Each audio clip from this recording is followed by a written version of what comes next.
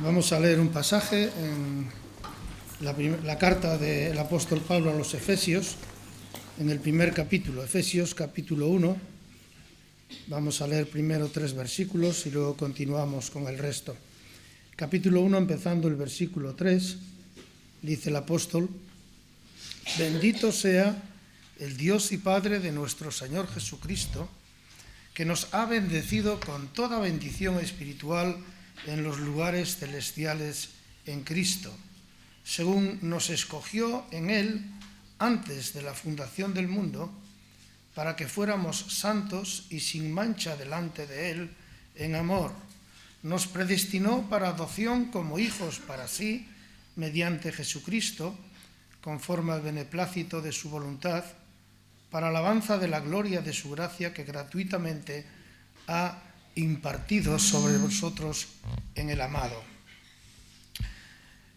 En el siguiente, el versículo 15, continúa diciendo el apóstol: Por esta razón, también yo, habiendo oído de la fe en el Señor Jesús que hay entre vosotros y de vuestro amor por todos los santos, no ceso de dar gracias por vosotros, haciendo de mención de vosotros en mis oraciones, pidiendo que el Dios de nuestro Señor Jesucristo, el Padre de gloria, os dé sabiduría, espíritu de sabiduría y de revelación en un mejor conocimiento de Él.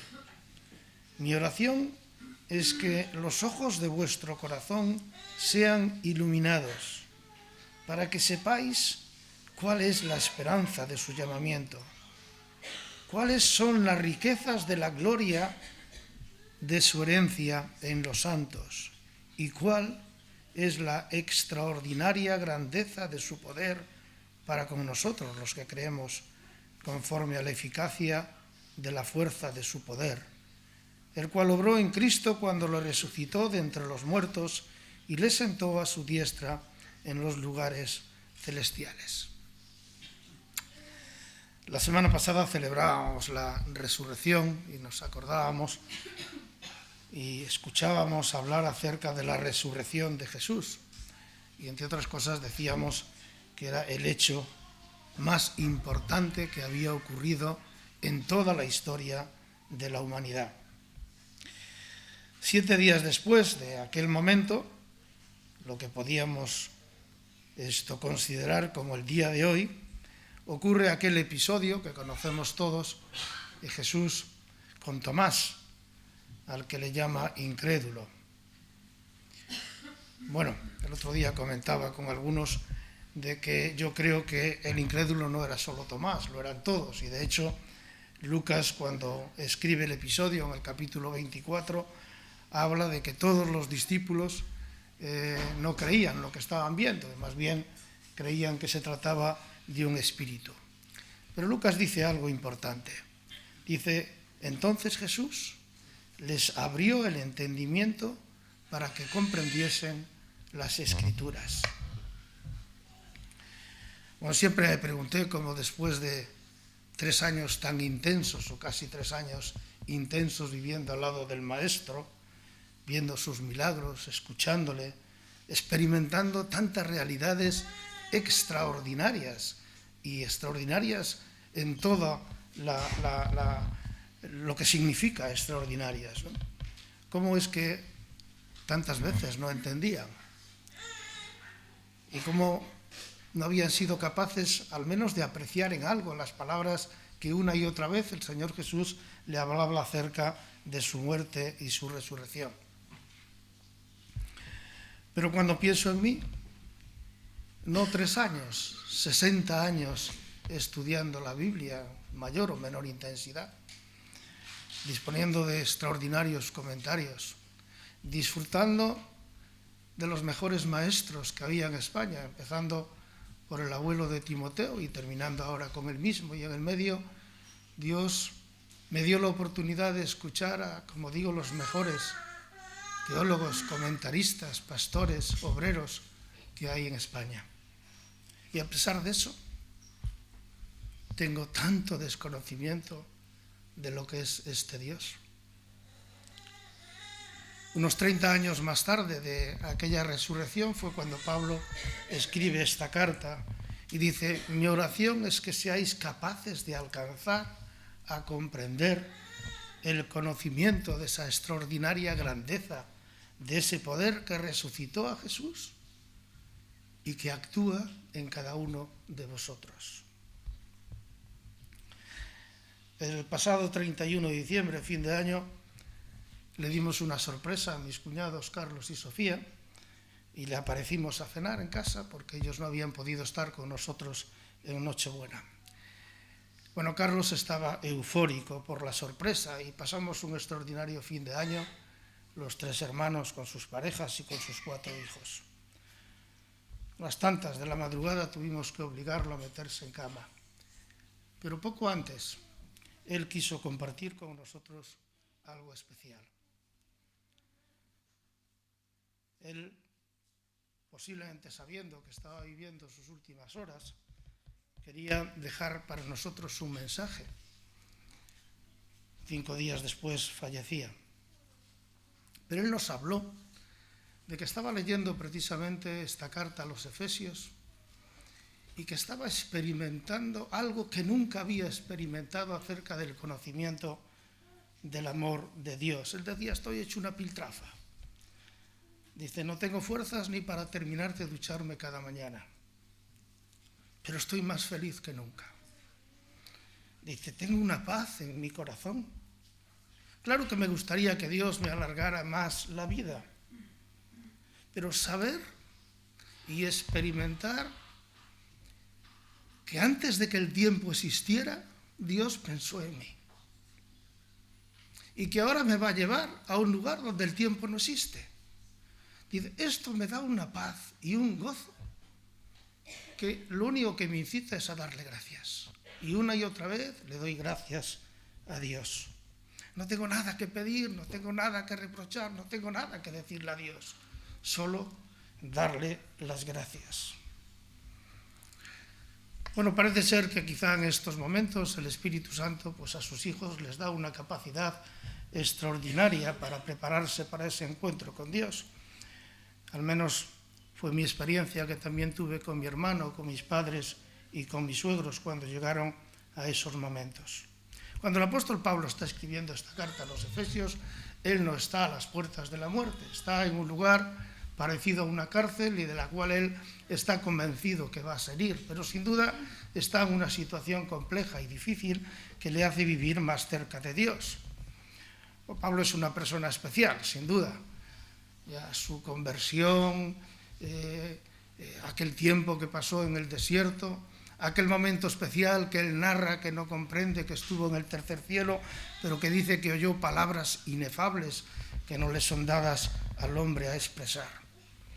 Sin duda son circunstancias muy especiales que tuvieron que influenciar mucho en su forma y en su relación con Dios. Pero yo creo que fue el día a día, durante todos sus años recorriendo el mundo, lo que le había dado esta percepción tan extraordinaria de Dios y esta necesidad de pedir para que todos llegaran a ese mismo nivel. Esa percepción que le decía: ya no vivo yo, mas vive Cristo en mí, o para mí el morir es ganancia, teniendo deseo de partir, dice, y estar con Cristo, lo cual es muchísimo mejor. Así se lo escribía a los filipenses. Esa forma de vivir, incluso en medio de la tragedia, como aquel barco cuando le picó aquella víbora y todos pensaban que iba a morir, o cuando estaba en la cárcel y escuchaba críticas de la envidia y de otras muchas situaciones extrañas. Cuando escribe a los Corintios en su segunda carta, hace mención precisamente de este fuerte impacto que producían en él las críticas y la envidia y todos aquellos que hablaban mal de él. Pero él narra de una manera extraordinaria allí en el capítulo 11 todas aquellas circunstancias que había él sufrido por el amor de Cristo, pero no las narra para ponerse medallas. Él dice allí en 2 Corintios capítulo 12: por eso me complazco en las debilidades, en insultos, en privaciones, en persecuciones y en angustias por amor de Cristo, porque cuando soy débil, entonces soy fuerte. Esa envidiable convicción que tenía es la que le lleva a escribir a los Corintios. Y cuando Pablo se defiende de las críticas que está recibiendo, quizá de falsos cristianos, pero cristianos que estaban confundiendo a los verdaderos cristianos, Pablo no se defiende como hombre, en todo caso se defiende como apóstol, porque es siervo de Jesús, y defiende la causa. Él dice: yo ya lo sé, yo ya sé que yo puedo tener muchas limitaciones, que yo tengo muchos errores, incluso que soy feo, que no hablo bien, lo que querráis, que tengo muchas debilidades. Yo lo sé, yo soy un vaso de barro, frágil, algo que se puede romper en cualquier momento, algo que solo sirve para tener en las cocinas guardando ciertas cosas. Dice: pero ¿sabéis una cosa? Este vaso de barro, dice, contiene el tesoro del conocimiento de la gloria de Dios en la faz de Jesucristo. Y esto lo defiendo hasta la muerte. Y por esto oro de rodillas por cada uno de vosotros. Y esto es lo que me da a mí la necesidad de gritar a favor de vosotros y orar intensamente para que vosotros tengáis este conocimiento. Ese conocimiento de la gloria de Dios que atoseraba en ese vaso de barro que él se consideraba era el que le hacía dar su vida por extender el Evangelio por todo el mundo. Era el que le hacía dar su vida por llevar un mensaje de aliento a los creyentes y por orar y ponerse de rodillas día sí y día también, pidiendo por la madurez espiritual de la Iglesia y del pueblo de Dios. Él dice: sé que decís que es una insensatez, que puede ser una locura esta forma de pensar. Pero él le dice: ojalá me toleraseis un poco de esta locura. Sí, toleradme, porque esto, con este celo con el que os quiero, es algo que Dios ha puesto en mi corazón. ¿Sabéis, hermanos, cómo yo quisiera esa locura que Pablo tenía para mí y para cada uno de vosotros? Este mensaje lo titulé «Conocer a Dios, una locura». Y cuando pensaba en esto, perdonadme, pero venía a mi memoria una canción de jovencito, una ranchera. A Timoteo le gustan mucho las rancheras. Una ranchera que decía: dicen que yo no te conozco, que yo debo estar loco soñando en tu querer. Saben que estoy enamorado, así desesperado, que ya no sé qué hacer, que me salgo en las noches al llorar mi locura y a contarle a la luna lo que sufro por ti. Si me llaman el loco, ¿por qué el mundo es así? La verdad sí, estoy loco, pero loco por ti. Esta locura de amor que expresaba este mexicano por su amada es la locura que expresa Pablo por Dios y por ti, por mí, por cada uno de los componentes de la Iglesia. Y esa es la locura que yo desearía para mí y para cada uno de vosotros. Pero la verdad es que yo me identifico con algo que también decía mi cuñado Carlos aquella noche. Él decía con sentimiento que había pasado gran parte de su vida cristiana con un conocimiento pequeñito de lo que era realmente Dios en la vida del creyente. Y ya no estoy pensando en ese tiempo que todos hemos perdido durante días, meses y años en esa forma de vivir una vida cristiana de domingo, sino también incluso en el tiempo que pasamos en la Iglesia, en nuestros ministerios, el tiempo en que procuramos ser buenos creyentes, el tiempo en el que colaboramos, en el que ocupamos incluso tiempo leyendo la Biblia y orando. Sin duda son costumbres extraordinarias. Pero esta cultura a veces nos lleva a vivir un marco tan pequeño que no llegamos a conocer en su grandeza lo que es nuestro Dios. Y limitamos a veces a Dios, incluso, y perdonadme, a la iglesia local. a nuestro ministerio en la iglesia local. Y sin duda la iglesia local es algo que Dios ha creado para desarrollar nuestros dones, para madurar y para crecer. Pero no es más que una pequeña provisión de lo que realmente somos y a lo que pertenecemos, que es esa iglesia universal, es al cuerpo de Cristo. Y en la medida que nosotros limitemos la imagen a este círculo que somos aquí, estamos perdiendo de ver, de vivir y de conocer al Dios de la iglesia de todos los tiempos, a esa a la que pertenecemos y esa que tenía en la mente Pablo cuando escribía. Y así es como vivía la vida Pablo, y así es como Pablo ora para que la vivamos. En la medida que nosotros seamos capaces de entender a este Dios en esa dimensión, en esa medida empezaremos a conocer algo de lo que es el amor de Dios. Esa es la locura de la vida que llevaba a Pablo a orar intensamente. Mi oración es que el Dios de nuestro Señor Jesucristo, el Padre de gloria, os dé espíritu de sabiduría y de revelación en el conocimiento de Él, alumbrando los ojos de vuestro entendimiento, para que sepáis cuál es la esperanza a la que Él os ha llamado, cuáles las riquezas de la gloria de su herencia en los santos y cuál la superinminente grandeza de su poder para con nosotros los que creemos, según la operación del poder de su fuerza, la cual operó en Cristo. Lo que el apóstol estaba pidiendo es una actitud espiritual de cada uno de nosotros, de sabiduría y de revelación, dice, que nos lleve a un conocimiento pleno y experimental en nuestras vidas, de que tú y yo somos hijos de un Dios que sobrepasa nuestro entendimiento. No se trata de hacer nada más que dejar que el Espíritu Santo ilumine a nuestro espíritu, alumbre los ojos de nuestra alma. Y dice, para que sepáis cuál es la esperanza de su llamamiento.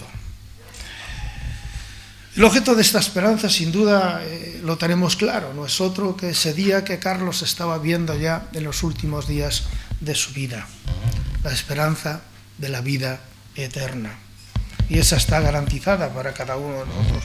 Pero Pablo también matiza más adelante en el capítulo 4 y habla de un llamamiento común a una esperanza de todos los creyentes. Y el apóstol lo que está hablando allí es de la vida, precisamente como iglesia, como cuerpo, no como personas individuales que somos llamados a esa esperanza, la esperanza a la que Él nos ha llamado, esa esperanza que dice el apóstol Pedro, esperanza viva, una herencia incorruptible, inmaculada, inmarcesible, reservada en los cielos. El Señor no nos ha llamado para crear una familia feliz, ni tan siquiera nos ha llamado para tener una iglesia aquí en La Coruña fantástica. Él nos ha llamado para pertenecer al cuerpo de Cristo, para ser miembros todos de un solo cuerpo. Y esa es la dimensión que realmente el Señor y Pablo, quería que llegáramos a alcanzar, para que sepáis cuál es la esperanza a la que os ha llamado. Y sigue diciendo, para que sepáis cuáles son las riquezas de la gloria de su herencia en los santos. Y añade aquí un nuevo elemento, que son las riquezas de la gloria de su herencia. Esa herencia que nos lleva al cielo eterno y que forma parte de esa esperanza. Pero dice, en los santos. Y esa preposición nos habla de entre los santos, que es herencia por la que cantamos y oramos y alabamos a Dios, que sabemos que vamos a tener un día en el cielo, que sea una experiencia aquí ya, en nuestra vida, en medio de cada uno de nosotros, en y a través de ella. Y sigue diciendo, para que sepáis cuál es la extraordinaria grandeza de su poder para con nosotros los que creemos, conforme a la eficacia de la fuerza de su poder. Da la impresión de que Pablo estuvo buscando en el diccionario todos los adjetivos que podía para intentar de alguna forma exponer qué es lo que él sentía acerca del poder de Dios. Dice extraordinaria, esa palabra que significa que sobrepasa toda medida, que sobrepasa todo el conocimiento que nosotros podamos entender, esa extraordinaria grandeza, ese poder, y utiliza allí la palabra que conocemos como dunamis, que significa, o que se ha utilizado para dinamita. Utiliza la palabra eficacia, que habla de energía, la fuerza, la soberanía de todo su poder, ese poder que es una fuerza infinita. Y el apóstol nos está diciendo, está intentando decir que todo esto, que sin duda fue activado para resucitar a Jesús, está en plena actividad para ti y para mí. Dice, en los que creemos. Esa fuerza que puso en plena actividad aquel día que tú y yo nos convertimos y que cambió y regeneró toda nuestra vida. Ese poder que pondrá en actividad el día que nos resucite de entre los muertos y nos lleve por toda la eternidad. Esa es la fuerza y el poder que Pablo dice que tú y yo tenemos a nuestra disposición hoy y ahora para entrar en esa dinámica, en esa visión, en esa percepción, en esa vida de lo que realmente es la dimensión del amor y del poder de Dios.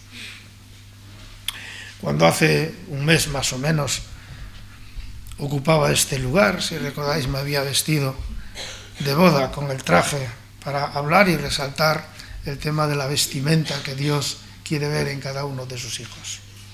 Hoy no me atreví, pero quizá debería venir con el pantalón corto, como cuando iba a la escuela siendo un niño, porque no solo sigo en la escuela de Dios, sino, y eso sí que es una locura y una insensatez, muchas veces estoy en el parvulario y en muchas cosas. Después de 60 años, aún sigo en el parvulario aprendiendo.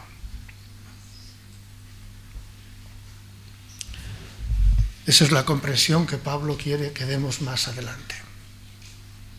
En esta mañana recordamos sin duda aquellos momentos extraordinarios de la vida de Jesús, pero de manera especial lo que venimos a celebrar, lo que venimos a recordar es a la misma persona de Jesús. Y cuando él estaba en aquel día, en unos momentos parecidos a estos, decía, haced esto en memoria de mí. Pero lo que Jesús no quería es que hoy estuviéramos aquí para ver el álbum de fotos de la historia de Jesús y regocijarnos y gozarnos en tantas experiencias. Cuando el Señor dice, haced esto en memoria de mí, está hablando precisamente de lo que Pablo habla, de una identificación plena, íntima, experimental con la persona de Jesús y entrar en esa dimensión por la que Pablo ora intensamente. En el capítulo 3 dice Pablo, por esta causa doblo mis rodillas, para que habite Cristo por la fe en vuestros corazones, a fin de que arraigados y cimentados en amor, seáis plenamente capaces de comprender con todos los santos cuál sea la anchura, la longitud, la profundidad y la altura, y de conocer el amor de Dios, de Cristo, que excede a todo conocimiento, para que seáis llenos de toda la plenitud de Dios. Que en esta mañana, mis queridos hermanos, sea uno de esos momentos en los cuales podamos entrar algo en esa dimensión del amor de Dios. Pero el apóstol Pablo no escribe diciendo, quiero que tengáis unos momentos fantásticos en el culto del día 16 de abril. El apóstol Pablo, que vivamos toda la vida en esos momentos. Así que esta mañana tengamos una experiencia sin duda cercana a nuestro Dios y que entremos un poco en ese conocimiento que nos induzca a seguir así durante toda la semana. Hay un coro, es el 200.